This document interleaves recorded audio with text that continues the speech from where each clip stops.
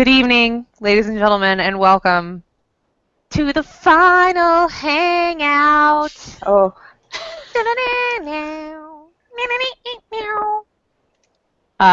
This is it. Sorry that we sprung it on y'all. We maybe could have done a better job telegraphing that, but yeah, for a number of reasons, this is going to be the final hangout. Do not worry. Karen and I are going to continue to, we're going to turn this basically into a podcast later on. New name, new skin, new scheduling, things like that. But we wanted to do one more rather than just like ghost on everyone. And we wanted to do one more interview. So as I am joined by Karen, always at my side. Okay, Dizzle. oh, hi. You're so wonderful. I know. You are too. It's my favorite thing about you is you're like, I know. Yeah. As I am joined by Kay Dizzle tonight, also we are joined by the wonderful and very talented independent comics creator, Magdalene Visaggio. Magdalene, welcome to the Hangout. Thank you for having me. How's everybody doing? We're doing so good. I was really enjoying our discussion. Before we went live, we were talking about Richmond, which is like the greatest city in America. Greatest city in America. Recently voted the happiest city in America. Really? Yep. I believe so I really it. downgraded when I moved to the least happiest city in America. I mean, New York's pretty cool, but... It's cool, but everyone's miserable. Also, I would have thought the hell D.C. out. was the least happy city in America. I mean, D.C.'s pretty low on the list, but New York was dead bottom. D.C. is the fittest city in America. Really? Yeah, apparently it's everyone running I around have on a metro. hard It's all of time- our broken metro escalators. Like you gotta run up and down. Yeah, you just have that one that's like a mile long. We have a and couple. It's the steepest thing in the world. Yeah, I had to walk down that thing, and I've never in my life been so terrified. The one in Wheaton. That's actually, Yeah. I think, like the I deepest don't remember one where it was. in the U.S. And And it then was probably that one because I remember I was. and then there are it was several in the system, like DuPont Circle and a few others that are also like they're not that deep, but they're like super deep. And of course, when they're broken, you're like clinging to the edge, like, oh god, oh god. Well, the metro flooded recently, and you can Was see... that before or after it caught fire? After, I believe. I thought I could pull up a quick picture. Oh, well. I stopped riding the metro. Producer Scott has informed me that Wheaton Metro Station in Maryland is the tallest escalator in the Western Hemisphere. That's an aggressive accomplishment. It's like, what a thing to be famous for. Some people have quaint things like giant balls of yarn. You got to go down the tallest The escalator. Death-scalator. The Death-scalator. All right, look at this. Oh, This was the metro when it flooded. And everybody still had to climb up that escalator. Yeah. Feds were like, fuck you, you're not working from home today. Pretty much. Oh my Crazy. god. So Richmond, much So better that's why than we're DC. never on time. That is Yeah. also... We'll blame Metro. We Everyone didn't else want to does. end it with... Yeah. We didn't want to end it any other in a different way than we've been doing it the whole time. We always start late. We have to start late for our last episode too. So apparently some of you may be having stream issues seeing Magdalene. Magdalene, can you see us, or are you still Yeah, not I able can to see you fine. Okay. And we I can see you. too. Yeah. Yeah, someone is saying that he can hear her, but it doesn't move to her when she talks. I will start manually. Okay. Moving that over. Okay, let me see. I've manually moved it over to you. I'm going to see if So we'll just hang look out at if you we're the whole having time. technical difficulties. Right. Oh my God, Google Hangouts. I hope you die in a metro fire. We will not miss you. We will not miss you at all. Well, pleasantries are awesome. We did just see Magdalene at Heroes Con, though. We got to hang out with her. You had a great Heroes Con, right? had the best convention of my life at Heroes Con, which I Nice. think is really funny because it was Charlotte and in North Carolina. So, Well, but Charlotte is amazing. I think that yeah, I know. they undertook a really strong effort to like Yeah. they went out of their way to be like everyone is welcome here. Like, did you even see that stuff on the side of the Westin? Yeah, I Like in did, those but colors? Like It was but they like everywhere. that still wouldn't necessarily mean that I wouldn't get arrested. So, and I went to lots of places that weren't the convention center. Mm. Charlotte, I guess it's worth noting, was the city that passed the protections that the state was trying to squash. So Yeah, Charlotte I tried to know, and do I the wasn't. right thing, and then North Carolina's legislature were a bunch of dicks. Yeah, it's not like I was super worried, but like I just think it's funny that like I had the best show of my life in North Carolina this year, which I guess is just a hilarious fuck you to North Carolina. Kind We of. raised a lot of money for trans-positive charities and social services, and just sold a queer as a, like just a really really queer ass book to a lot of people. So Spreading the gay. I feel like Heroes Con's usually pretty good for that. There's like Heroes is probably the like I mean obviously it's not like a flame con or anything, but I feel like it's a yeah. very inclusive show and community, and it makes an effort to be that way. I probably get a little bit of a skewed sample because my table seemed to attract the gay. Your I feel like table was every third decorated with a lot of glitter. That's true, but I feel like every third person who came up to my table was just like it's I'm so glad you're here because like we really need like queer people right now, and I'm like that's why I didn't boycott. But it was like every third person, and I imagine they weren't going up in quite numbers quite like that to Like I don't know. Steranko. Yeah, it's in Duranko's table. I mean, granted, I feel like that's what I'm there for, to be that rare crossover between like finding the gayest people I can and then also like representing for my queer family and then also being like, but also I have to go shake the hand that slapped Bob Kane. So, which He was was delightful. entirely worth it. So worth the wait, even with the guys I was standing in line next to. Oh, it wasn't as bad. Remember that one time we were standing in, it was Kelly Sue's line, Of and all this, lines. of all lines, and I was wearing a Rachel Rising shirt, and hello, I fucking have Rachel Rising art, Rachel Rising art, Rachel Rising art, obsessed. And I'm wearing the shirt, and this guy is like, so, like, tell me about Rachel Rising. And he's like, that's assuming that you're reading it and not just wearing the shirt, or whatever the fuck he said. And I was just like, You were really nice. I apparently put on bitch face really quickly and was just like, yeah, you did. I don't know. That's and just then I like, started live tweeting the entire exchange, which was pretty it was awesome. magical. Yeah. Yeah. Probably shouldn't have brushed it off. And then when we told Matt about it, he was like, "Where is he? Where is he? I'm gonna like just wanted to confront him so bad." But we So, digress. Oh, that was at yeah. Heroes too. Okay. Yeah. Heroes is a good community of good people by and large. Like, I feel like they look out for each other. Did you get to spend any time? You spent time at the auction, right? Not a whole lot. I mostly hung out at the bar. I swung into the auction a little bit, but It's kind of just fun to watch, like to see Mhm. what eh, people are doing. Were you there for the bidding war over the no, I was in there for like 3 minutes. Like I Okay. just like I had other stuff going on in the bar. Important stuff. I swear to But yeah, God, more people lock down contracts in that bar.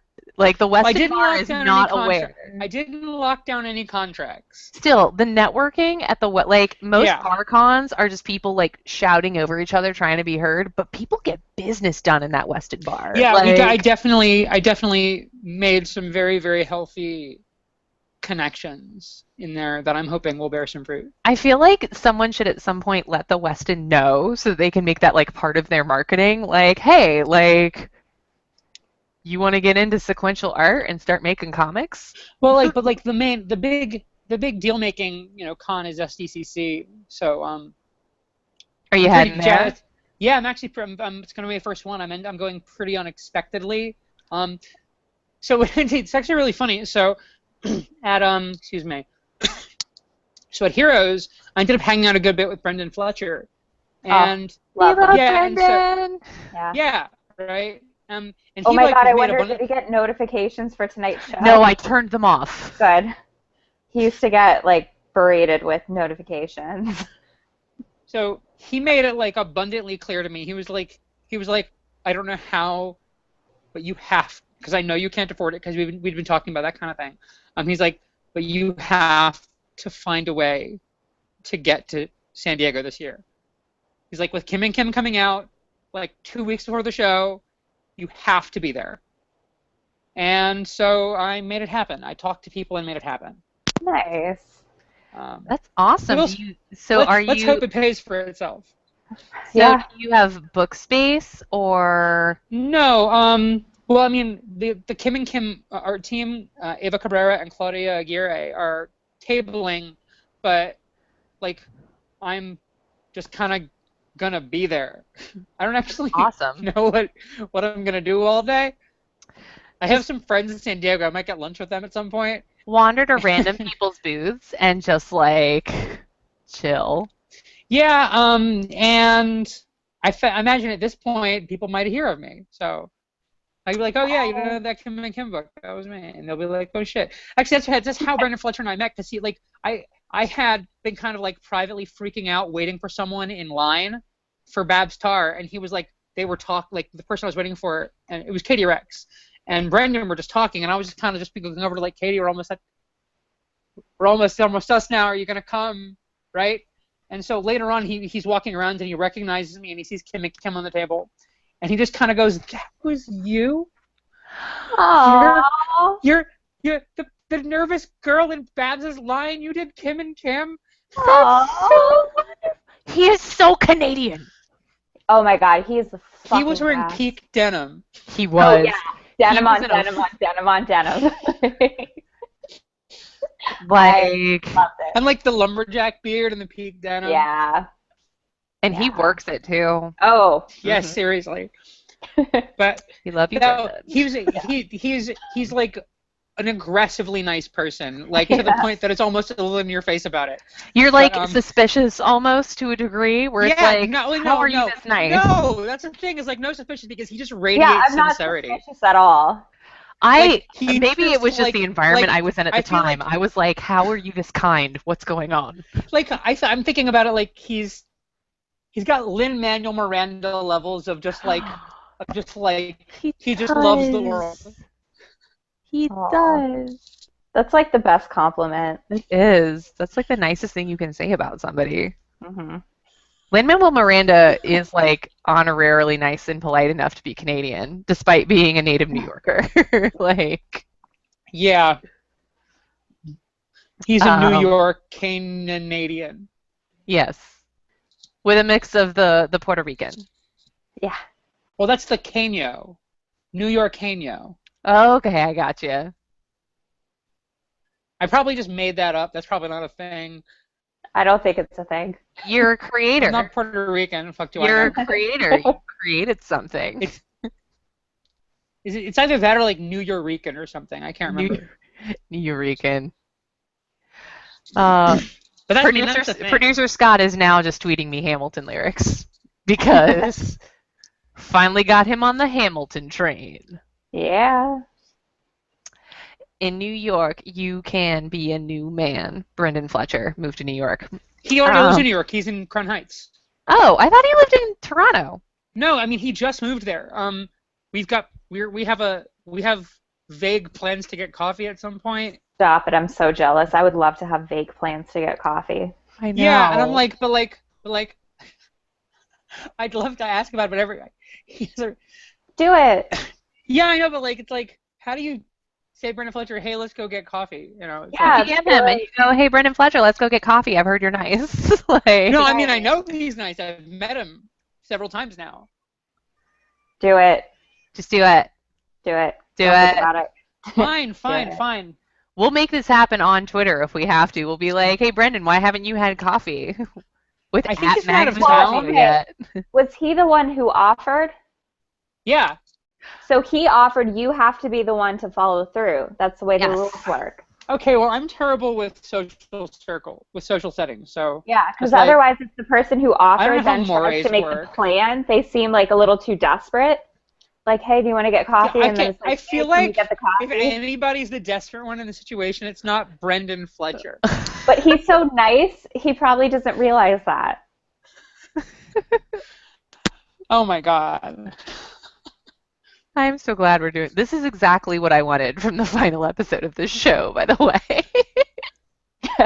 Should we talk We, about comics? We should probably talk we've been about talking about Brendan Fletcher, so I think we're good. We should That's talk. I true. mean, always a good use of your time, but we should probably talk about Magdalene's beautiful comic, Okay. Kim and Kim. Mm-hmm. Artist is Ava Cabrera. Who's the colorist? I can't Claudia remember. Aguirre. Claudia Aguirre on colors, Zach Sam on letters, and Katie Rex on edits. Yep, This that's my book, super rad team. And then I have the Transcendent Benefit cover by Fabian Lehe. Lehe? How do you say it? Fabian Lillet. Oh, I got so close. no, you weren't even close at all. That's what I'm saying. You were in the tried. neighborhood. You It had the wouldn't be letters right. It wouldn't be a hangout if we didn't butcher someone's name. Yeah, Fabian Lillet. Sure. Okay, so I got this, and it is signed. And it is It's beautiful. fine. That was in my hand at one point, and I did this. It was. It did. It did. It sure did.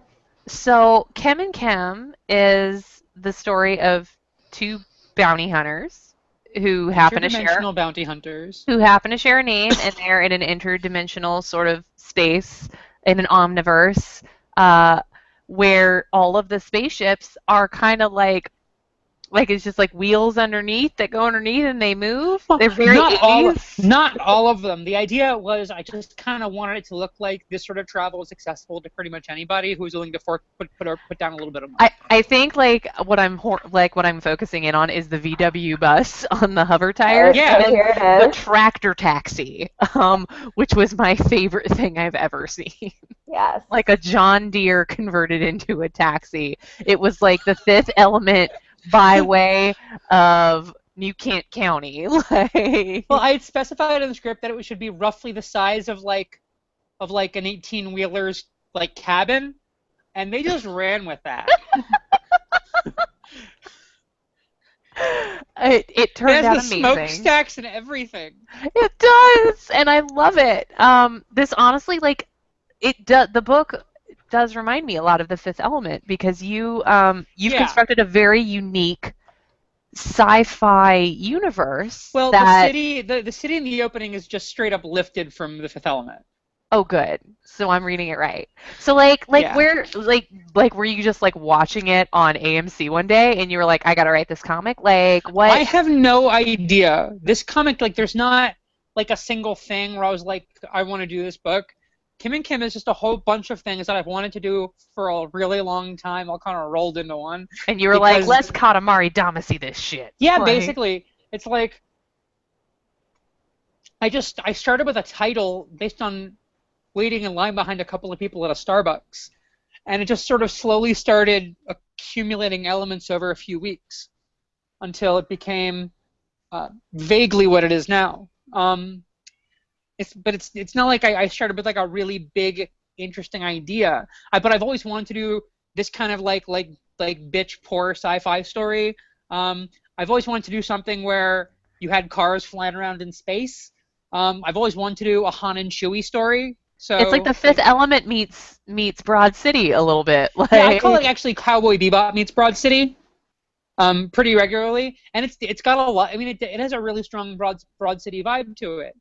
Like, which is good. Like, I like to think that if it ever became a TV show, it wouldn't be a sci-fi adventure. It would just be Broad City, but in a sci-fi universe, and where they occasionally fight robots.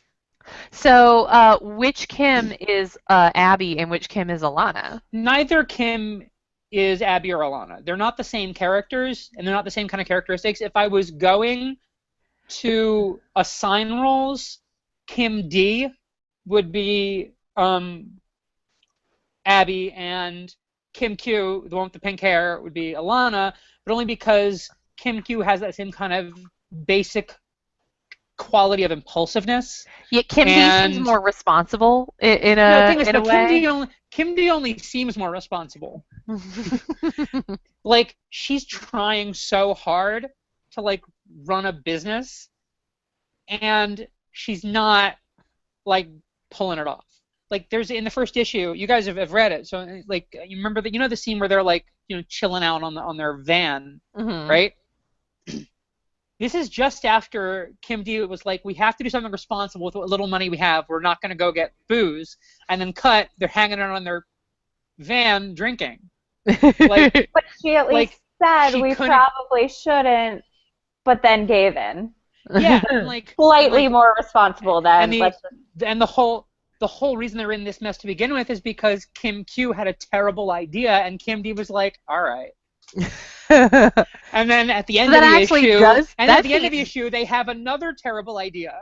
That does feed very much into it, though, because, like, there's always the friend that has, like, the wild idea. It's like, let's do this insane thing. And the other friend, who's usually more low-key, who's like, yeah, let's do that. But that friend is usually the one to be, like, realize that it's all going wrong, like, first. And to make sure everyone gets home safely and drinks water. You're saying Kim D's not that way? I think they have complementary irresponsibilities, and that they're not, how to put it, Kim D just tries to be practical, if nothing else, to at least think about the logistics of how they're going to accomplish something. But at the same time, she's a little bit more prone to, there's some in the second issue, I'm trying to figure out how to describe it. She's a little bit more prone to getting caught up in a really bad idea to the point that she can't see a way out of it. And so that's when Kim Q has to suddenly be like, hey, you know, it's occurred to me that what we're doing is really, really dumb, and we should probably stop. So. Okay. How old are they supposed to be? Like early to mid-20s. I generally place them between 24 and 26. In my original pitch, I said they were both 26, but I think they're running a little bit younger in my mind. Like, the whole point is that they're supposed to be people who are just kind of just a few years out from leaving home. Which, I mean, in today's environment, could easily be 26. Yeah. So but that's one of the reasons they're reading a little bit closer to like 24. That they're just a few years out from. They're just a few years out on their own, and they're not really pulling it off as well as they would like to think. So this is very different from a lot of the work you've done previously. Yeah, and that was super deliberate. What about this, like, tell us how you've been able to, like, kind of let yourself go with this, because, like, it seems like you've kind of just, like, gone hog wild with this story in terms of the visuals, in terms of the scope of the story, and also, like, kind of the story is, like, very ballsy, like, and a lot, like, the way they talk, like, their attitude, like, the whole, like that opening sequence at the restaurant honestly reminded me of something out of Watchmen when, like, they were talking, and then, like, some pink-haired chick comes crashing through a window. Like, I mean, it was just, like, it was very out there. So, like, how did you get to this place? Okay, so you remember Stronghold or Andrew Jackson in Space, right? Okay. I still have my Foxy President variant. Thank God, because we're doing more Andrew Jackson in Space. Nice. So Stronghold was a book that I worked on for a really, really long time, and it's a book that definitely came out of being really, really into Battlestar Galactica. In that it's really dour. It's got this heavy investment in realism and violence and brutality, and I lost your visual. Yeah. Same. Okay, so it's not just me? No. All right, cool. Is she still there? I don't think so. So I'm going to wait because this was her question. Hi. I think so. Okay. Okay. I lost my camera. Sorry. Okay, so that's having gonna be weird. I'm talking to just a pulsing ball. Hold on. Can y'all see me yet? No. Nope. No. How about now? Yeah. Wait. Yes. Yay! Hi, you're back. I need it. Sorry. No problem. I could still hear you while you were talking. Yeah, but like I thought you might have cut out, so I was like, I'm not sure what's going on. No, sorry, it just my camera cut out. This is why we're stopping the Google Hangout thing. Yeah. Nope. All right. So anyway, so I spent a lot of time doing really, really self-serious stuff, and I started to realize the more I worked on that and like tried to think of like other comic ideas was that I got really, really intimidated by big ideas. I got really, really intimidated by the scope of some of the things I wanted to accomplish, right? So I was like, well, what if I just sort of start to scale it back? What if I just start focusing on telling a really, really tight story with a small cast? Because like by the end, by the last issue of Stronghold that I did, there were like 14 people spread across 3 casts, and that was like 7 issues in. You know, like it just got really out of hand because I didn't have the discipline as a writer to do that. But I also found myself increasingly zeroing in on one part of that story that was the most interesting, which just had a cast of 2 or 3 people. Anyway, so Kim and Kim was just kind of like a big exercise for me in not letting myself get caught up in the details and logistics of how this world would actually work, which was something that I was always freaking out about in Stronghold, was that the world wasn't consistent and there were all these plot holes that I could see, and I was terrified somebody would see them and ask these hard questions that I wouldn't be able to answer them.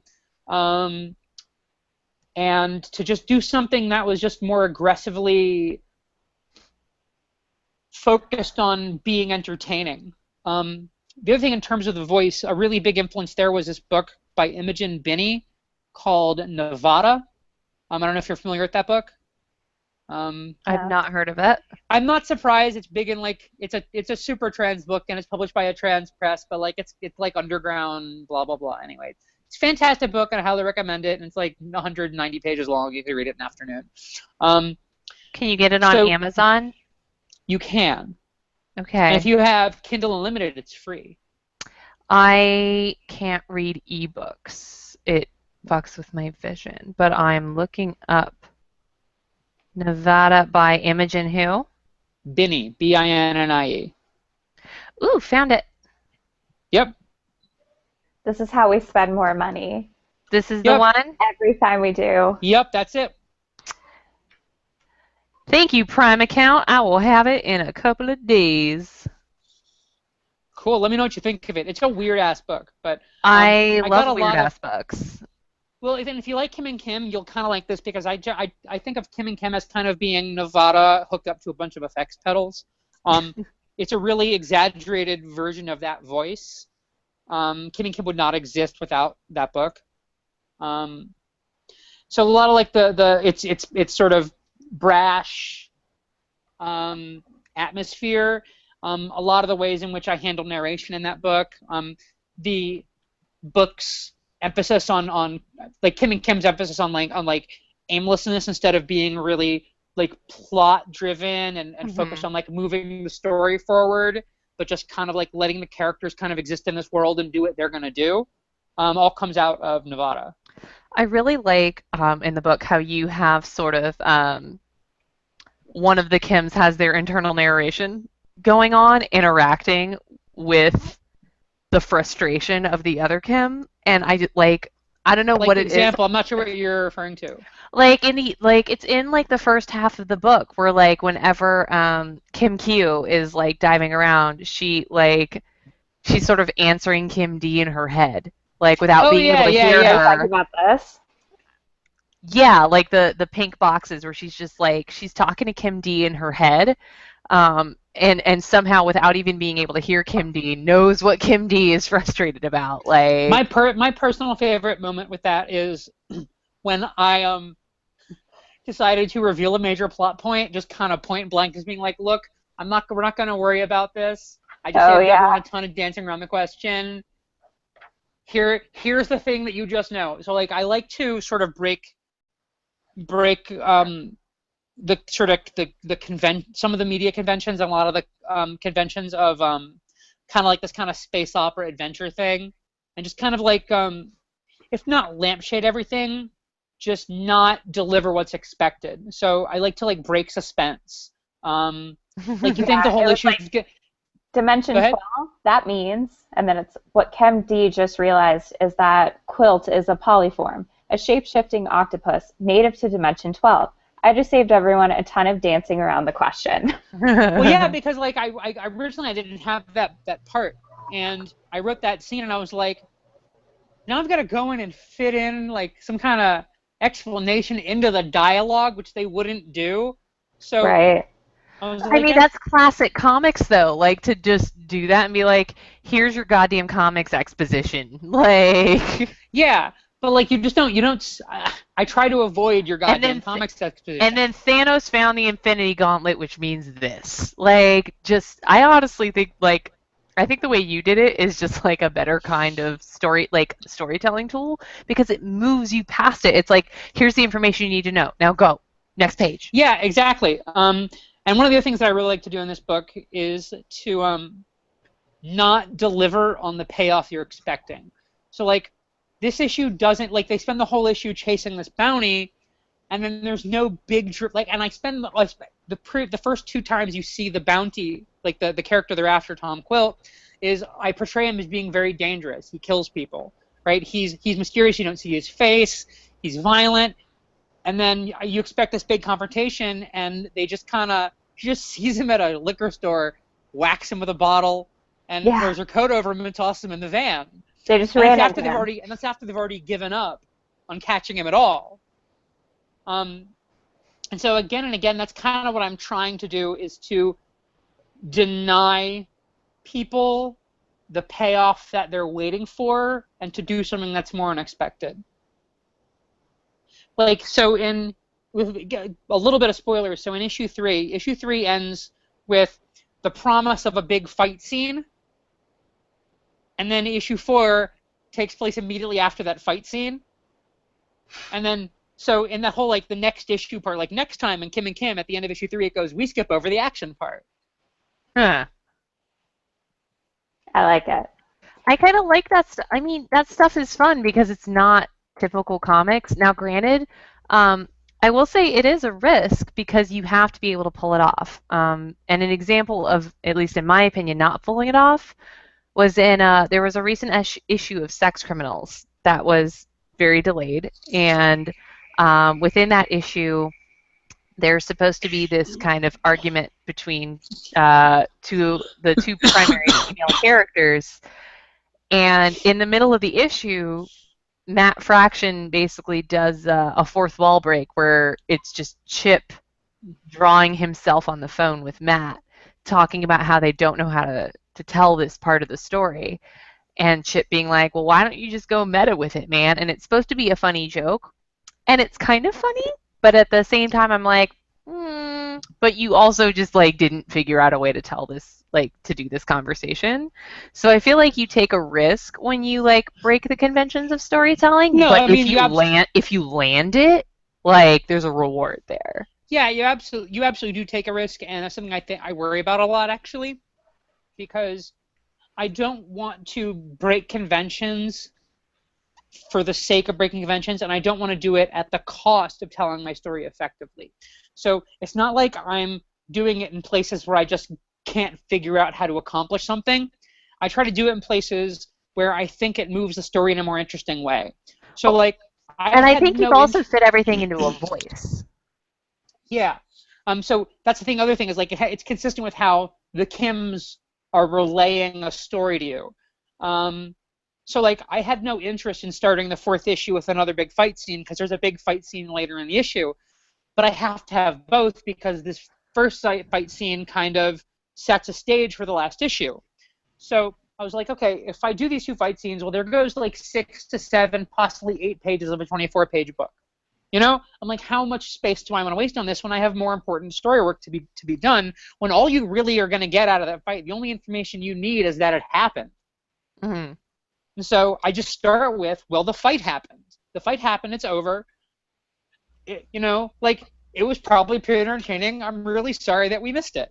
But so you're very focused on like your story beats. Like it seems like yeah, you absolutely. How does that relationship work with Ava when you're doing the art? Like, is it, you know, when you send a script, Are you like, okay, this is like, yeah, there's a fight that happens, but I specifically don't want you to draw this. Like, Well, I focus on mean, this if bit.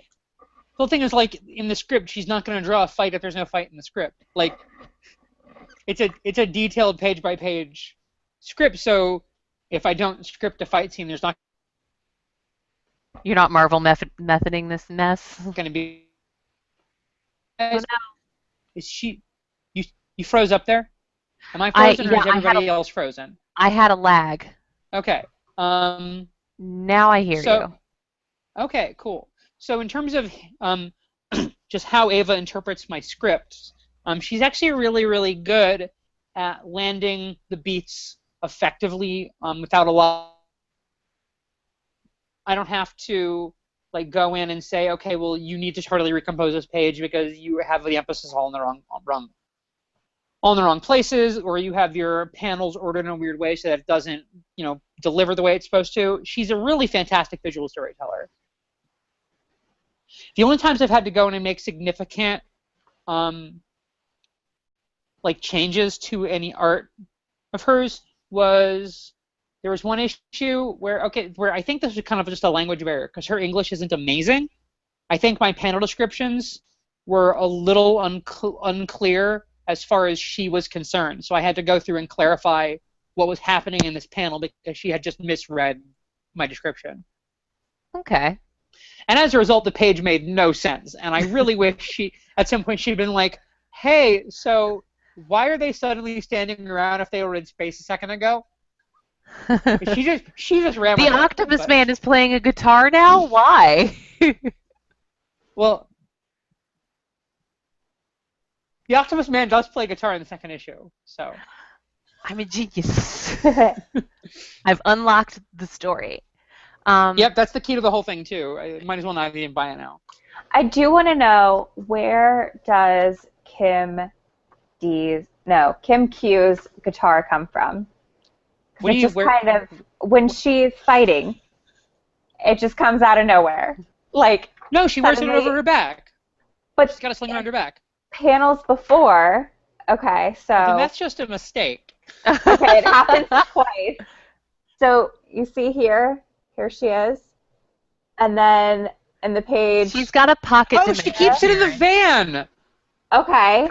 So, hold on. Oh, that one, that's not just like a nat. I thought you were talking about like there was a scene where she was like fighting and just isn't there. And then it is, but like. There is one. She's right at her van.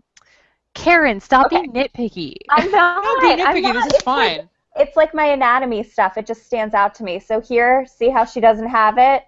And then she's fighting with it. Yeah, we added that after the fact, and then I guess we just missed that panel. Okay, That's sorry. like page 3. I didn't mean to do that. Yeah, it's fine. I didn't mean to. The initial 8 pages, when we first did it for the Ash Can, were really rushed because we wanted to make sure we had everything ready in time for NYCC last year.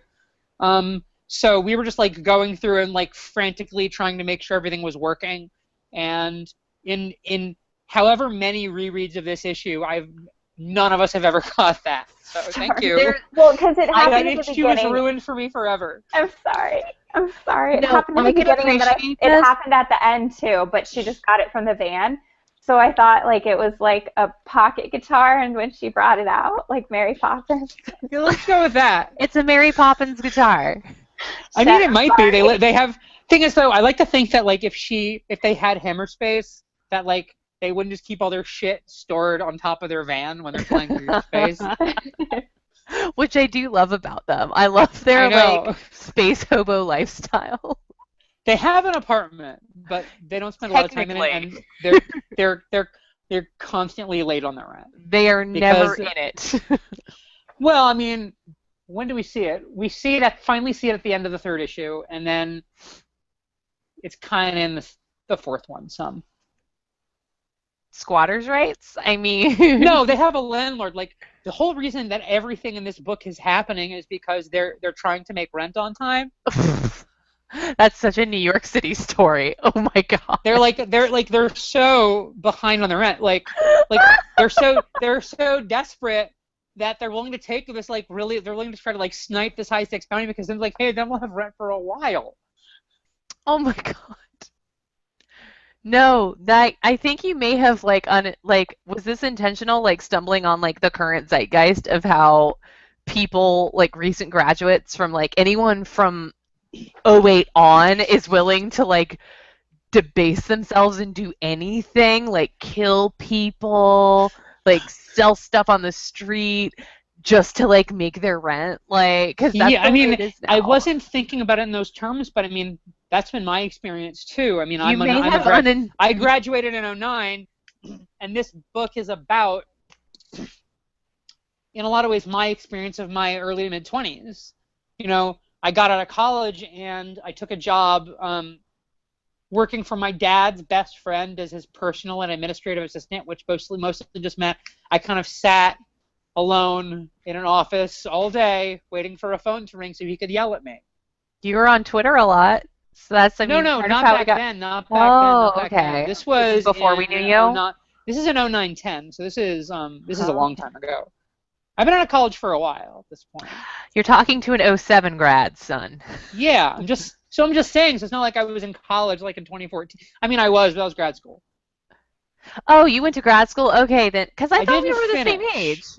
I didn't finish grad school. Because like my job situation changed and my new job Grad school happens. it's 3 hours from Seton Hall, and there was just no making that trip. And also I was studying Catholic theology, so like I mean I got a lot of reasons to not continue that. It would have been kind of awkward. Would have been a little awkward. And the thing is, toward the end of it, I was really starting to like. I sent one of my professors because I was studying ethics, which is one of the reasons why I'm all about Aristotle. Um, but I sent I sent my ethics professor, and who was my mentor too, this really long email where I was like, just based on everything we've been talking about, and like how I'm looking through it, and how we analyze moral acts, I'm like, I'm increasingly reaching the conclusion that we can't say anything is sinful. And I seriously like sent like this 1,200 word essay to my professor at like 2 o'clock in the morning one night, where I was like, I think none of this might be coherent. And far be it from me to say I'm smarter than Thomas Aquinas, but But really, but though, what it like I sure and I laid it all out, and it all has to do with like Magdalene, you are smarter than Thomas sorry. Aquinas. I am probably not smarter than Thomas Aquinas, but I'm a lot less interested in categorizing things than he You're is. definitely smarter than Thomas More. All right. I would argue you're smarter than Thomas Aquinas. It's not hard to be smarter than a dude who didn't know that like not pooping where you eat is like a way to stay healthy. Like, The big thing about Aquinas that really frustrates me was just he's really intensely interested in categorizing things, um, and that goes to everything, even to like to say there are that categorizing kinds of acts, and then saying, well, there are kinds of acts that you can't do, and you can determine what a kind of an act was by looking at a really specific part of of just like how it's operating. And very I, Spinoza. I wrote. So basically, what he talks about is this thing called the moral object of the act, or the Yeah, no, objectum, I because it's Latin. remember. We And so covered the that moral in object, Catechism. yeah. So I wrote extensively. I should show you some of my shit because I actually have I have a blog where I posted all my like crazy academic papers. Dude, Um, I would actually love Dude, I will like totally show my blog. Just go to sexdeathrevolution.com. hold on, I'm getting a pen. It, wa- I'm eventually gonna have to change the domain because I'm stealing that title for a book I'm pitching.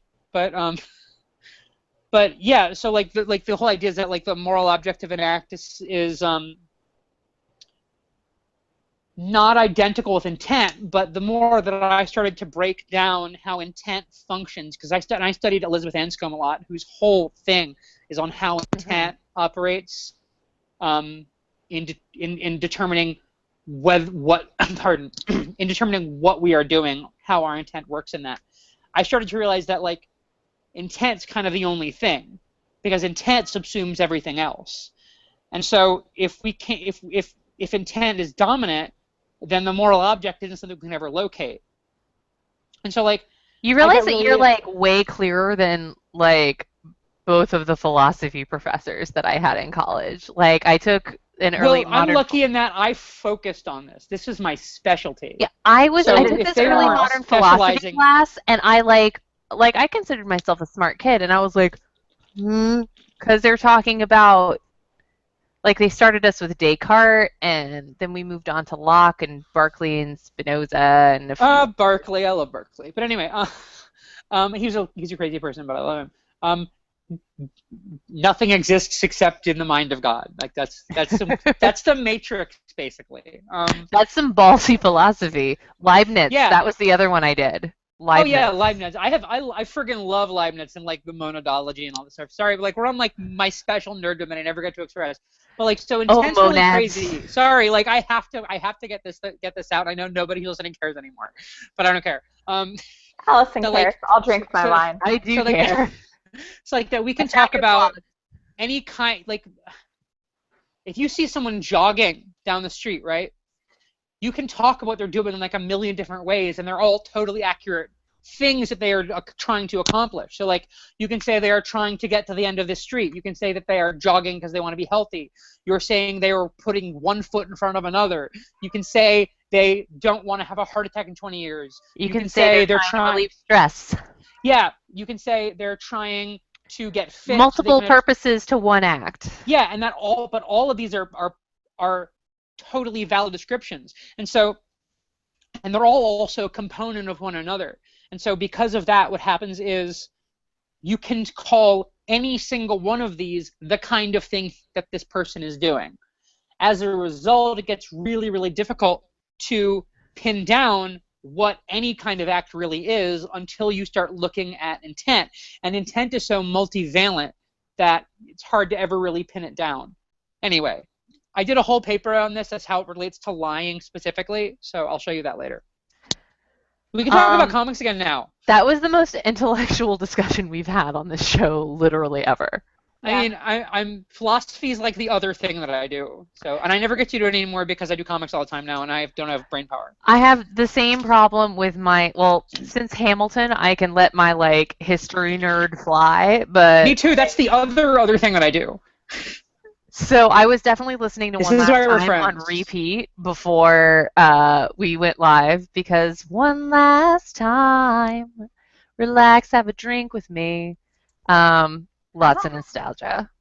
Look, look, look. We're gonna teach him how to say goodbye, Karen.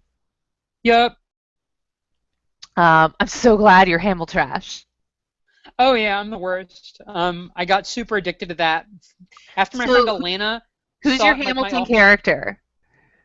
like. There's two What do you questions. mean Who by is your, what do you mean by who's my Hamilton character? there are two questions. Which character is Okay. the character you most identify with, and which Skylar sister do you most identify with? Because there are two layers to that question. Um. God. Okay. Identify with Oh no, we lost you for a minute. Super laggy. She'll catch up. We'll get her. tireless ambition. Oh, there you go, Magdalene. We lost you for all of that. Did you catch No. She any of didn't catch that, any. or did Nope. you were you gone? You were literally about to answer the question, and then we lost you. And now we Still lost you. lagging. We're still losing you. No. Did we lose me or did we? Karen and I are on the right are Yeah. We're yeah. good. So. Oh, catch to up. nose.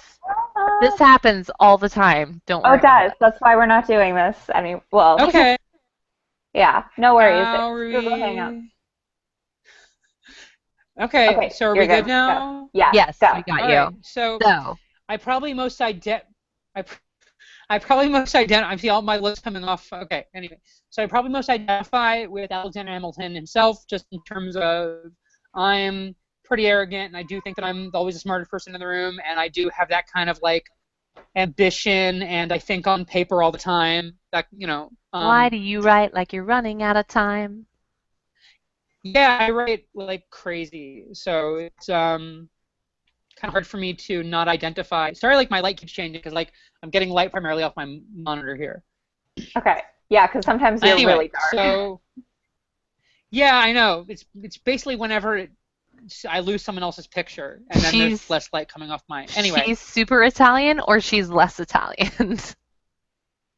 yeah, basically. Anyway, and which Skylar sister?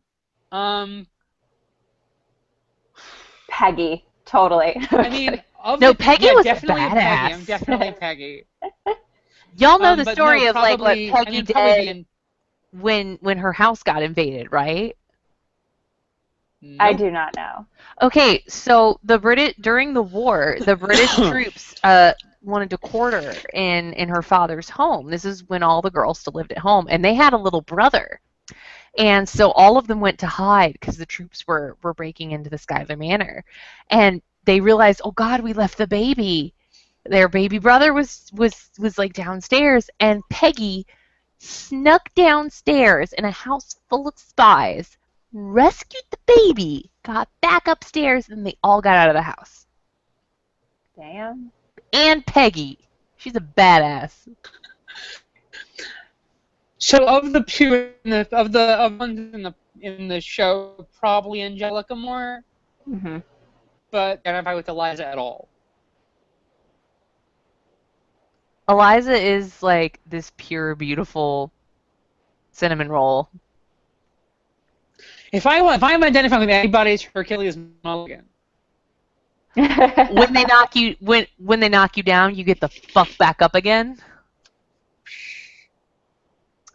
I Love just like how whenever he shows up, everyone just screams his name. Hercules. Well, if your name was Hercules, I'd be like Hercules Mulligan. That's such a name. I just found Yeah, out I wish I had a time machine so I Sorry. they buried him in. Oh, they buried him at Trinity Church in the Hamilton Oh, plot. Like cool. he's buried right near Alexander Hamilton. That does not surprise me. But I want a time machine because I want to go back in time and be Hercules Mulligan and be like, everyone's gonna forget you existed for like 200 years. And dude is gonna discover you had the greatest name in human history. Everyone's and gonna make think you you're a a black god. dude. Everyone's gonna think you're a black dude. But you're gonna be such a baller. Like My favorite person in the whole show is Washington, just because Mhm. Christopher Jackson's voice like, kills me. Oh, I Scott. still think Burr has the best songs, though. Oh, he does. That's Yeah. why. See, Well, in the same way Aaron. that Judas has the best songs to Jesus Christ Superstar, he's the narrator. Of But course, he has the best Aaron songs. Burr is my dude. Like, I am uncomfortable with how much I identify with Burr in terms of like, I'm not falling behind, I'm running late, I'm not standing still, I'm lying in wait. Like, it very much feels like, especially in like the political sphere in DC, like if you're in your late 20s, early Talk 30s, less, and haven't, smile more. Yeah. don't yet, like, Yeah. oh my God, Like, like, holy shit, yeah. wait for it, cuts my heart open. Like, oh my Well, God. that actually makes sense too in terms of like our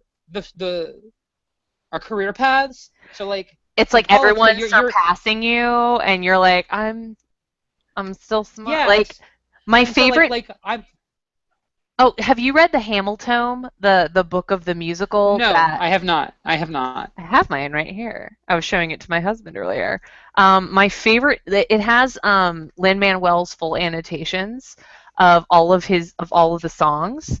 And my favorite annotation is also the most heartbreaking, and it's the annotation for Room Where It Happens, where they're talking about Hamilton's. I guess he says, "What? How are you going to get your debt plan through?"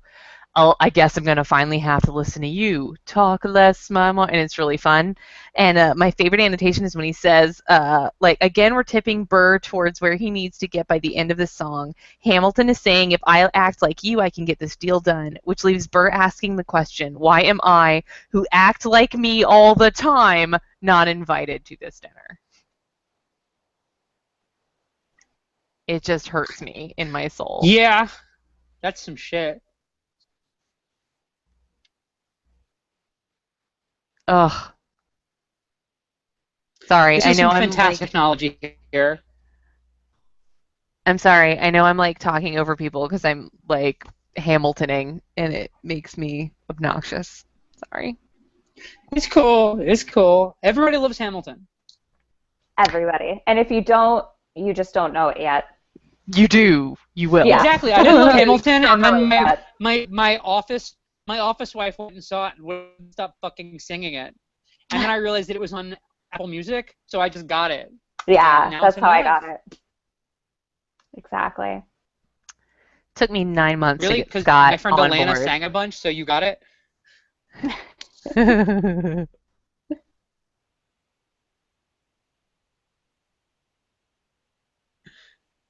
Asked about Of Hamilton. Kim We and talked Kim. about philosophy, American history, and musicals. So Yeah, so going Yes. back to your book, my favorite page is obviously when they're playing chess against the Grim Reaper. oh, absolutely. The musical Um, montage page. yes, so fucking I love death and the Grim Reaper, like the personification of death, that's kind of my jam. And I also teach chess, so I was like, oh, that's awesome. I want to get that as my background. Yeah, it's I wanted to to add till the Scooby-Doo references with the van with a seventh seal reference. What if Scooby-Doo had like a lot of foreboding death imagery? Like, see, my favorite bit was See, either it that's a was Scooby-Doo I'd watch. my favorite stuff was a tie between the Broadway karaoke and the moment where she calls someone a douche canoe, because that is a phrase I use in my daily life and I never hear other people use it, and I'm just like, yeah, that is an acceptable thing to call people. So thank you for putting Yeah, douche that's totally an canoe in the acceptable thing to call lexicon. people. Well, hopefully it'll get a wider play now. I picked it up for my wife. I'd never I, heard it until like 2012, 2010, I guess like 2011, and I, I was like, a douche canoe? canoe. And she I goes, mean, I yes, a picked it up. douche canoe. I picked it up at camp, which is literally where I learned how to canoe. So maybe that's where I learned the association. And But I she's a mean, camp person too. My wife was a camper. okay, I was a camper and a So maybe it's a camp camp counselor. thing. Maybe it's a camp thing. Your wife and I should talk. Be like, Well, my yeah, this wife is just shouted over. My wife just shouted over that it's not a camp thing; it's a Ravelry thing. Are you on Ravelry? no, but I have friends that are knitting teachers, so I know what I Ravelry is. So you're um on Ravelry. I am for sure on Ravelry. This is just what I've been working on during the show. No worries. I Taking a totally break to drink. lost Karen's video feed. Oh no. Karen is just like totally just a still freaking image. Bummer, you have to see my knitting. Ooh, this looks Yes. gorgeous. Thanks. I finished my Scooby-Doo I wish I could squares. see it. Well, Oh, bummer. there we go. Yay! Okay, so the There we top go. 6 here, the 3 and the 3, those are Harry Potter ones. The Okay. bottom are Scooby-Doo, and over here I'm working, they're Star Wars colors. Yay! So yes, I'm on Ravelry.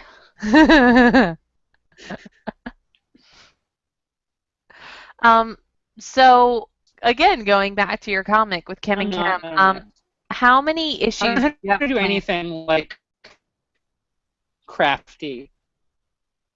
You are So Oh Kim and no. a creator. That is by definition crafty. Yeah, that is crafty. She's crafty. Yeah. Okay. Sure. Yeah. No. Kim and Kim is a 4-issue limited series. Okay.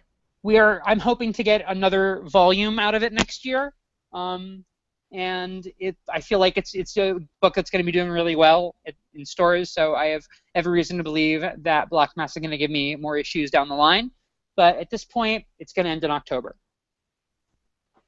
Cool. But I mean, you do have plans for like a longer story going forward. So if people are reading it and enjoying it, they should be vocal about that. They should absolutely be vocal about that because I want Black Mass to give me an issue 5. Get on it, Black Mask. Well, I mean, we'll see. The book drops next week, and if the response once it's actually in people's hands is equivalent to the response that it's been without it, like if it People have increases been super logarithmically, excited about it. then yeah, I know, and they haven't even fucking read it yet. There's like 200 copies out in the world at this point, and there's going to be thousands and thousands in less than a week. And I'm really, really hoping that the people who like it enough to be all about it on Twitter. Be all Because about if it. they're all about it on Twitter, Order then it. Add it to your poll. that Black Mass will hear about it. And then lend it to people. Little I don't know if laggy. I'm getting a trade. I figure I might get a trade. I don't know.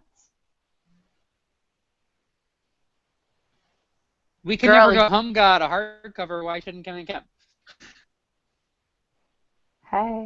Hey. Girl, you a little laggy. Little laggy. Oh God, I think she's frozen. Oh no, there she goes. Lot of laggy. Okay, so Allison, your picks. We're gonna read Kim and Kim, tweet it, whatever. Tweet it. Tell Black Mask you love it. Hashtag it Kim and Kim. Magdalene is frozen and laggy, and she's wonderful. Am I frozen? I'm moving. Oh, there you go. You've caught up. We just we were getting every fifth word. Yay! Kept robot moving in the frame, which was, entertaining to watch. But that's why we're not doing this anymore. Yeah, that is. Yeah, this has been an experience. Mm-hmm. We're so sorry. We will definitely have you back on. No. You guys are super pleasant, but we will have you back on when we have the podcast launched, and talk about this more. Especially after a couple issues are out in the world, so you can kind of dig a little bit deeper. Because I know it's hard to talk about a story when you don't want to spoil things and it's not out there yet. We've run into that before. But in the spirit of the Hangout, we should probably talk about the comics that we love. So I have 4 that I love. We're gonna start with Heartthrob from Oni Press. By Christopher Sabella and Robert Wilson IV and Nick Filardi. It is a story about a young woman who gets it's set in the 70s. She gets one of the earliest heart transplants and suddenly starts seeing her heart donor in her head, and they fall in love and start robbing banks together. And but he's in her head. He's super hot, but he's in her head. It's really weird. Sex scenes are interesting. Yes. There's a lot of Fleetwood Mac references if you're into that. Robert Wilson's art is dynamite with Nick Filardi's colors. Absolutely dynamite. So I love Heartthrob. This is my favorite new book that's out there. The 3rd issue just came out. So, you can get everything pretty easily. Also, Super Feelin' Cry Havoc off of Image by Cy Spurrier and Ryan Kelly. And also an army of colorists, including Nick Filardi, who also does Heartthrob, Lee Luffridge, Matt Wilson. And they have a different colorist for each kind of stage of the story. And it's about lesbian werewolves and mythical monsters. It's horrifying. Hi. It's freaking amazing. This is issue 6. Could tell from the giant fucking 6 on the cover that I did not notice.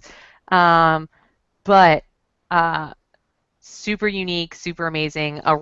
They also do these deep dives in the author notes in the back of each issue on the mythology, these wonderful annotations, which I eat that shit up.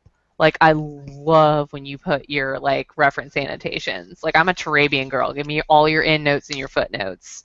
You love the Um, back matter. I You do. This do. is a weirdly academic episode.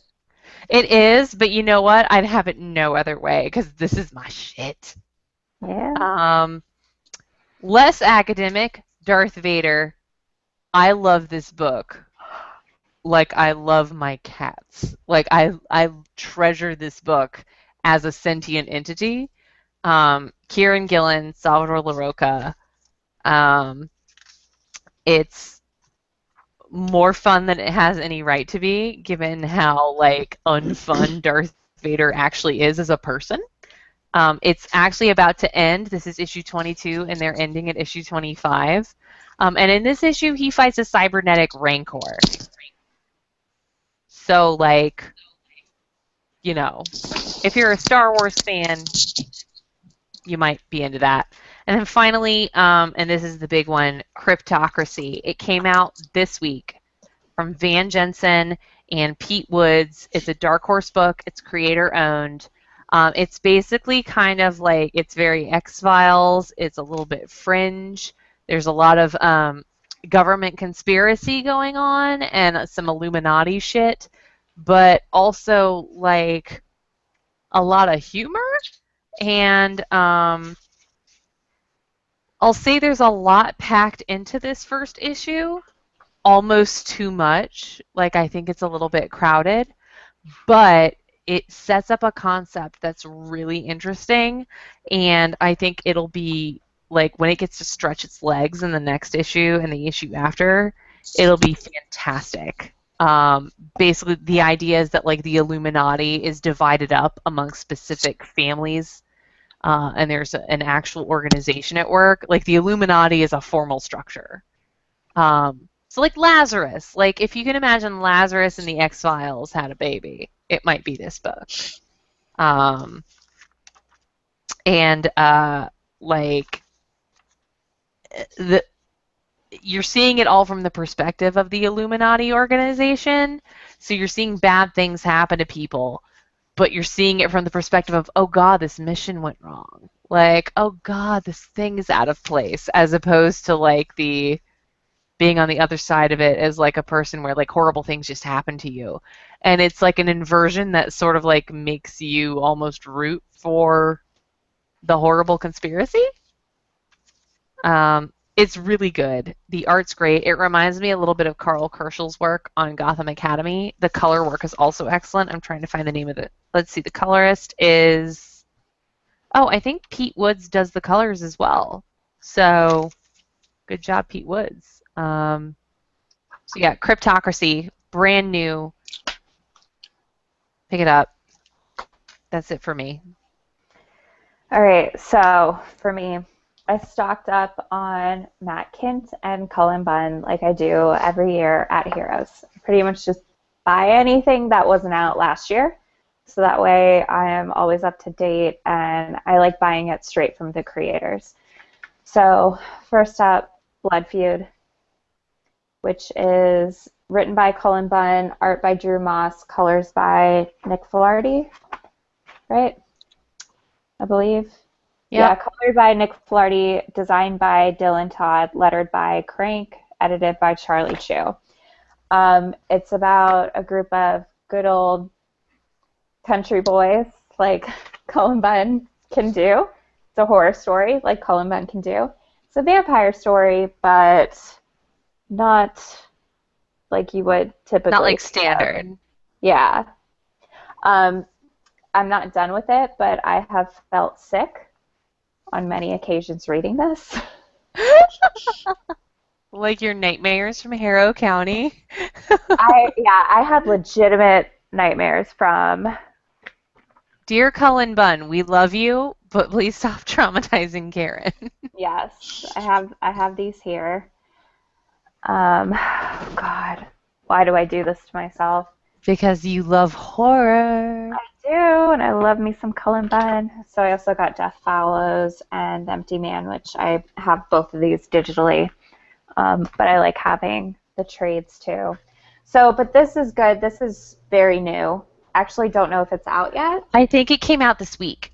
Okay, so it came out this week. It came out in stores this week, but they had it in advance at Heroes.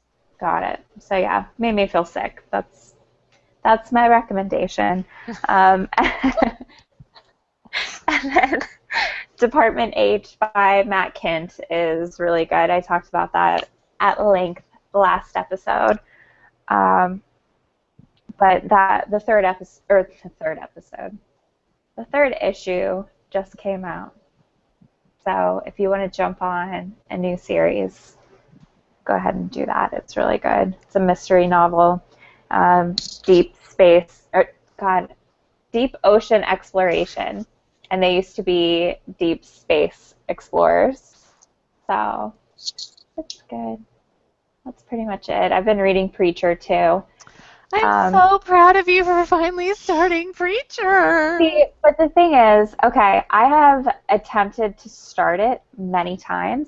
I don't think it starts off that strong. No, the first trade is not anyone's favorite volume, but it sets up everything, and then you hit volume 2 until the end of the world, and then you're like, oh, damn.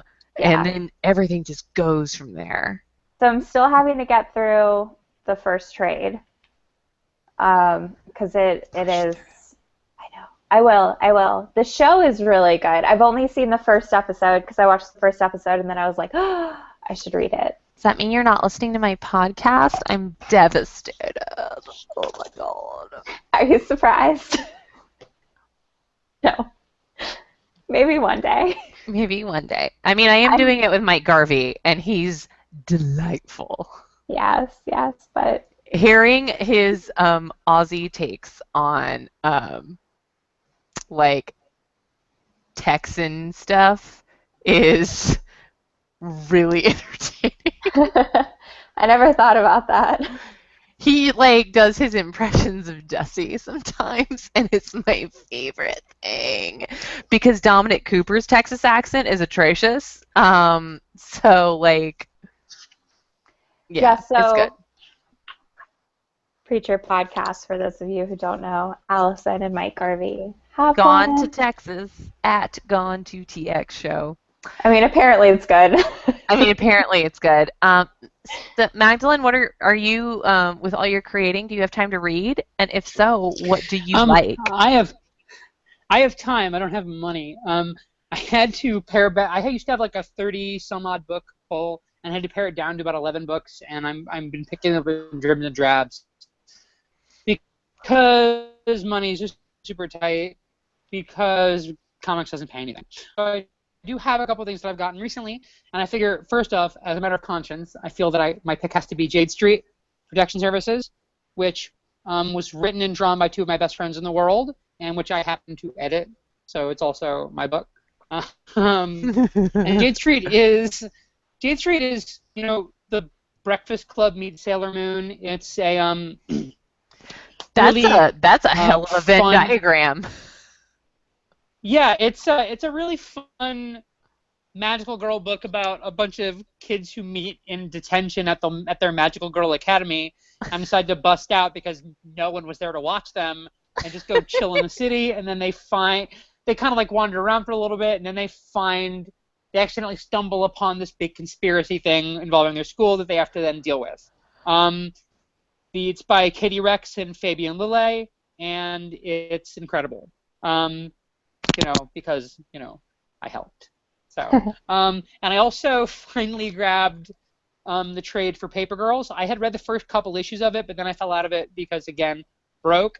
And so I finally was able to sit down and read this whole thing in one fantastic sitting. This is one of the most amazingly entertaining books I've read in a really long time. Really? I love time travel. I read the first issue and didn't like it, but... See, that's just objectively incorrect. I don't know. I was in the same book as Karen, and I was like, whatever. That was one that the art was normally amazing. like we'll have differing opinions and views on things, but we lined up on that, and we're just like. And we love BKV. I thought, yeah. And we love Cliff Chang. Yeah. Love. And Matt Wilson, like the entire team. But here's the question. That's any of that is: do you like the Goonies? Okay. Overrated. Yeah, but That's okay. why you don't Well, like Paper Girls. If you're think not the sort about of person reading who just the loves like first 80s teen issue. adventure movies, you're not gonna like it. Yeah. What? I don't know. We read the first issue and didn't want to continue. It might have been different if we had the trade and read it all in one sitting. Well, the thing is, when That's I read the first issue as a floppy and was total and was absolutely it absolutely hooked me right oh, away. okay. Okay. It's a weird, really unique book that plays with a lot of media that really means a lot to me. So I guess I'm bringing a lot to it. Mhm. Um, That's the best way to but read comics, though, is when it's your yeah, and like personal experience. So much like people can like I different really books. love those like kid adventure things. Like I love the Goonies, I love the Adventures of Pete and Pete, and it kind of feels like a serious take on that kind of story, where it's just a bunch of kids who find themselves in a situation that's bigger than they are. And there's a lot of fun time travel in it, which I think is really cool. So I'm really enjoying it, and I'm looking forward to the next volume whenever the hell that happens. Now I'm just really out of the loop with book releases lately because I just like all my money is going to go into conventions and shit right now. So Hmm. Yeah. Well, at least they're successful. That's always a good thing. yep. I know. But no, so if you're the sort of person who likes the Goonies, you out there in TV land, I really hope that Yeah. you pick up and enjoy it. I feel like I never really got into the Goonies. So maybe that's why. That seems Well, I like, mean, I never got into the Goonies specifically, but I got into the kind of thing that the Goonies is. yeah. Like that genre is a thing, you know. Mhm. I don't know. I had issues with It's a lot of the like dialogue, a lot of portrayals of some of the characters. It was more than just like not really liking the adventure. I remember having issues with it. I remember being like, oh, like these girls are talking like this to be tough in the 80s, and I get that's how it had to be back then. But that doesn't mean like I want to read it that way now. So, you know. And yeah, honestly, and that's I was in a situation where my pull was out of control, and I was like, if things aren't grabbing me by issue one, I have to like slash and burn. So, yeah, yeah, I can totally relate to that too. I went to town on my poll last year and I miss it. I miss all those books. I'm in the midst of it now, and it's I mean, I just don't have time. I just don't have Um, money. I miss having money. Money was nice. I big shout out right now to a longtime supporter of the Hangout, Victory Comics, my local comic shop. They've been promoting the show for 2 of the 3.5 years of our existence, and they give me a not insignificant discount, and also extend it to anything that I get for Karen and for Jess. Um, and honestly, for anyone that's on the show. So if there's stuff you want and you want me to go digging for it, now's the time to ask me I and get a don't. discount. I get a discount at my LCS. It's pretty significant.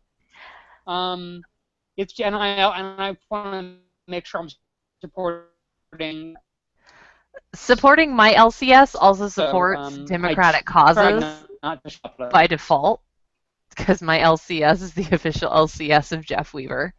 Um, and while I am disappointed, I guess for him that like Bernie's not going to get the nomination, I'm going to be really glad that Jeff is coming back home. So, um, because we've missed him. Uh, but yeah, so thank you, Victory Comics, for making it possible for me to afford my comics. That's a big deal.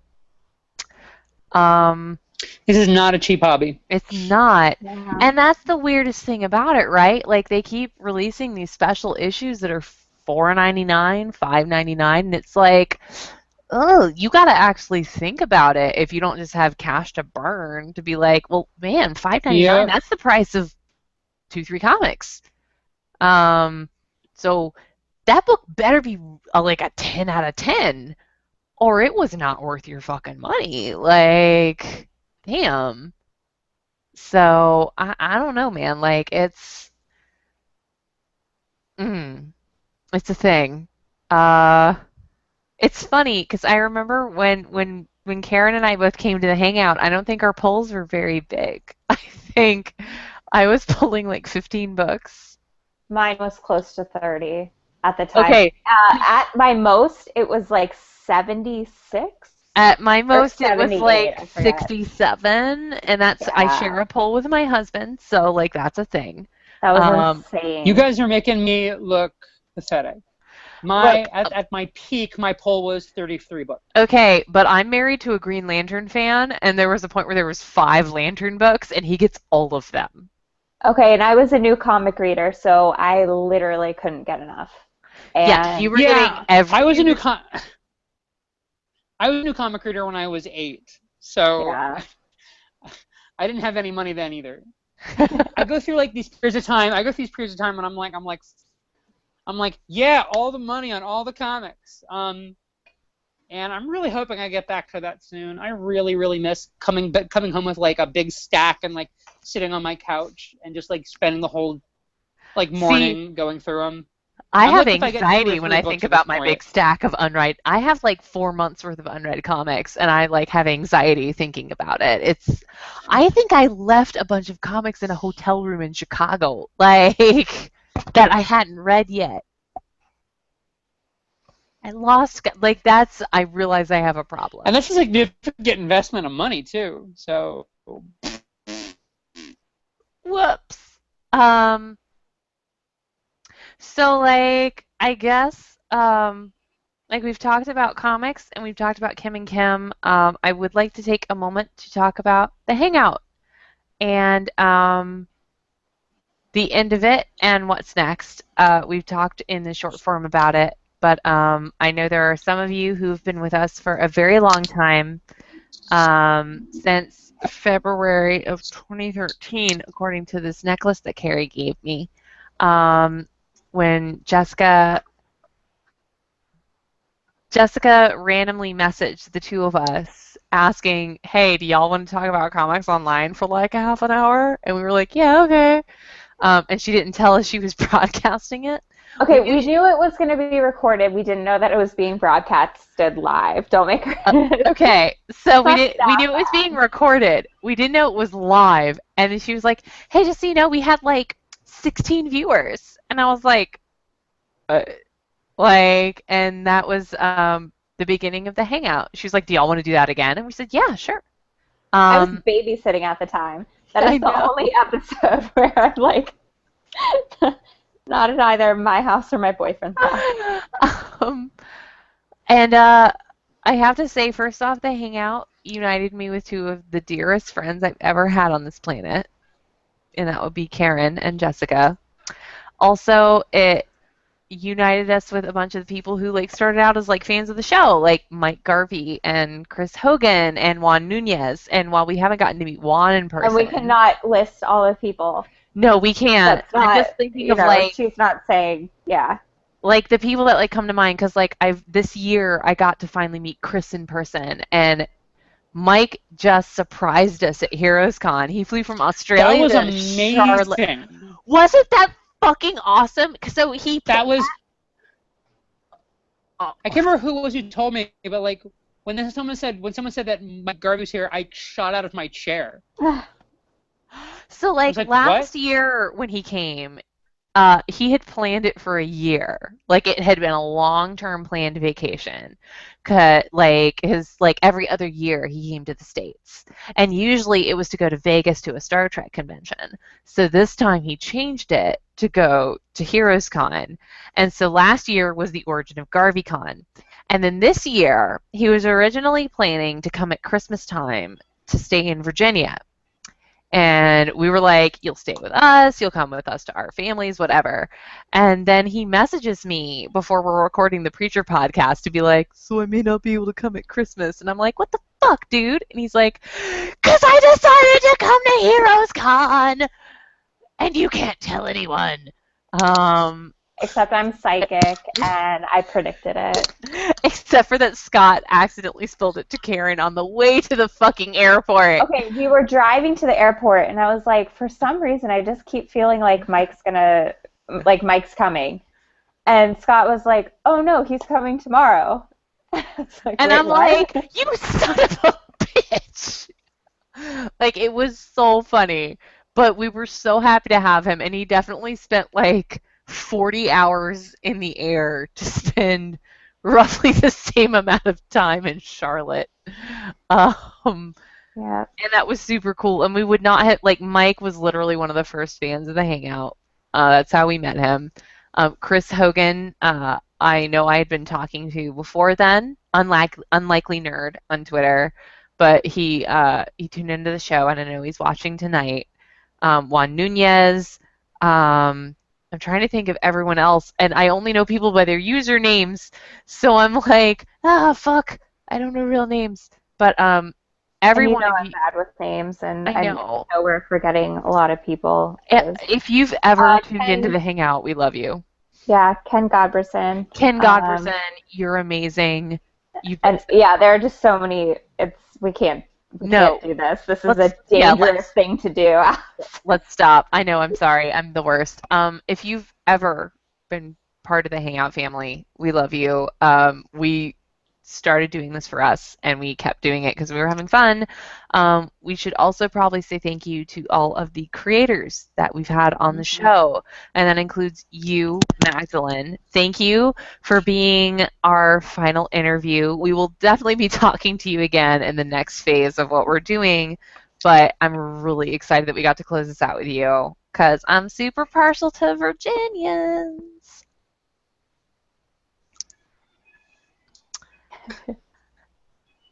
Party with no music. That was awkward. I know. I have not. This is where I should have been playing Hamilton in the background. Right? But so also thank you to all of our guests. Kelly Sudaconic was our very first guest, Yeah. and we owe her so much, especially since like Captain Marvel is part of what got me reading Marvel comics. And Cullen Bunn, who's always been so supportive, Greg Rucka, Sean Murphy, Declan Shalvey, Allison Sampson. This is another dangerous game. Yeah. Another dangerous game I'm playing. I'm going to find a full list and do I'll do a formal long form farewell to the Hangout that we will post probably on Comicosity if they let me. But definitely on my Tumblr, thanking everyone. Scott Snyder, we've had so many amazing Jimmy Palmiani and Amanda Connor have been on. Margaret Scott, Marguerite Bennett, Becky Cloonan, Brendan Fletcher, Dangerous games. Matt Wilson. We've had fucking comics royalty on this show, and it's kind of ridiculous. It's pretty cool. We've gotten to talk to people that we adore as creators. We've gotten to meet our heroes, and they've been so nice. And I think that's really all you can ask for. So, and also, again, can't stress enough, met some of my best friends. I can't imagine my life without, you in it, Karen. Oh, dude, that would be so weird. I know. Let's not go there. No. And I'm glad that it gave us the opportunity to branch into. I wasn't reading any independent comics. Now I am. So I would have never read anything like Chem and Chem. I never would have checked out Andrew Jackson. I never would have even read Saga or East of West, or Bitch Planet. I wouldn't have read any of that stuff. Yeah, I'm definitely more well informed. Obviously, because of you and Jessica. Because I had just started reading comics. I was a year and a half in. See, and you got the deep dive early on. Yeah. I went through a ton of trades. Oh my gosh. And then any question I had, you guys could give me a 10-minute long explanation on the backstory and the history and the creators, and it's just, you guys have helped me so much. Now look at me. Look at me now. with all your art on your wall. Not. I now have had to resort to buying those portfolio folders to put all Yeah. of my unframed art in because I have so much. Your prints, My prints and not also your my original art. commissions. No, Oh my commissions and no, original art too. Allison. Because we don't have frames for everything. And also, I've been getting a lot of commissions. Like, Scott surprised me at Heroes this year with that Cad Bane commission from Robert Wilson. Hmm. So, like, my Star Wars commission collection that I'm doing the Ladies of Star Wars, and Cad Bane is not a lady of Star Wars, but he is my favorite character in Clone Wars. So, like, you know. Speaking of which, Magdalene, there is a reference to a planet Clovis and Kem and Kem, and that made me think of a prominent Clone Wars character. Was that from Clone Wars, or were you just like, yeah, this sounds good? Um, Clovis has been sort of a planet name in my head since I was like 15. Okay, So it's cool. just like it comes from the town of New Mexico. So I was imagining like a desert planet called Clovis. So I'm gonna bet that someone at Lucasfilm had the same idea, like, and they copied you. probably Lucasfilm was copying me. Lucasfilm was copying you. Lucasfilm, quit copying her. Damn. They're not gonna just wait until there's gonna be like a Kim and Kim, but it's Star Wars, and I'll be like, bastards. They're kind of like they're leaning into the female bounty hunters pretty hard. Like you should check out Sabine Wren and Ketsu, her partner. A couple of ladies of vague sexuality who have amazing hair and do questionable things. I feel like See, they'd be now bitch is getting cut. like I feel like it'd be your jam. Sounds like it already is my jam. Um, oh my God, I'm starting to suddenly get really emotional. Oh my God. Okay, so this is the 128th episode of the Hangout. If we were smart, we would have done two more, but Whatever. but we're not. And we are gonna relaunch. Do we have an official name, Karen? Do we have those Twitter accounts yet? Did you do it? Because I I didn't. did. Okay, then no, we don't. Okay. So I'm not going to say what name we're going to have until I'm sure we have it. But the podcast we're going to have will be with Comicosity. It will be focused on interviewing comics creators, as the Hangout was, and also the same sort of back and forth that you are used to from us, except for with better editing. And we're gonna have more like segments, more of like a focus for Yes. different things. It's not like every episode will have a different focus, but within the episodes there will be focus topics. Yes. And we will be able to have guests who haven't been able to participate because of the Google Hangout angle. So it won't matter if your camera doesn't work. And it won't matter what time zone you're in. So we can talk to all sorts of people. It won't be every week. That's too much for us right now. But we do, again, really value you guys who stuck with us every week. If you tuned in once because your favorite creator was on, that's awesome too. If you're a creator and you tune in to listen to another creator, we also super appreciate you. We got recognized at Heroes Con, and that was like a nice little like final, oh, yay. Like what we did maybe mattered to some people. So, yeah, 3.5 years, 128 episodes, over 100 guests. Seriously? I think so. If you No. tally it up, well, I guess No. yeah, with repeats. Yeah. No. Still, that's A lot of guests. No, yeah, it's we did like a butt ton. scientific number, a butt ton. A scientific number. Yeah, it's a butt ton. I'm pretty sure I read that in Kim and Kim. That's a unit of A butt measure. ton? A butt Nope. ton. Nope, that one's not mine, although I'll be sure to include it in issue 4.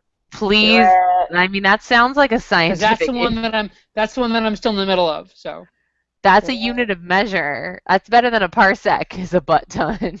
it. An imperial butt ton. Imperial. Um, Thank you, Magdalene. Um, you are amazing. Your book is fantastic. I cannot stress enough, guys, how gorgeous this book is. Not only is it like it's funny and like tightly written. Like, so that's like baseline for what I want in comics. It's gorgeous. Like the artist and the colorist mesh so well. It's this beautiful, bright, fun explosion of queer space adventure. And you want that. I don't care if Apparently, a lot of people do. It's the response has been real enthusiastic, and Yay. I'm so humbled by that. Like it really blows me away. you, you shouldn't be blown away. You've always been so talented. And like I feel like maybe here is where like you finally are like boom hitting your like first master symphony, but it's like your first master symphony. Like you're gonna have many more, and they will be just as queer as this one. I'm Yeah, assuming. probably. I've got like 8 other things in development. They're all pretty gay. I mean, Gay stuff. Remember when we all started the Hangout and we were all straight? That's funny.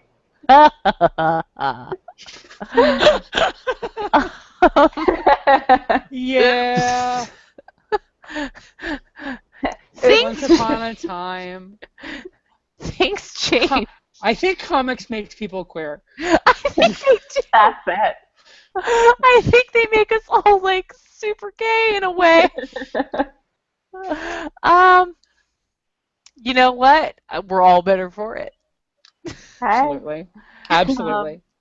I So yeah, as much as I don't want to do this, this is it. Karen, Yeah. Magdalene, say goodbye. Goodbye.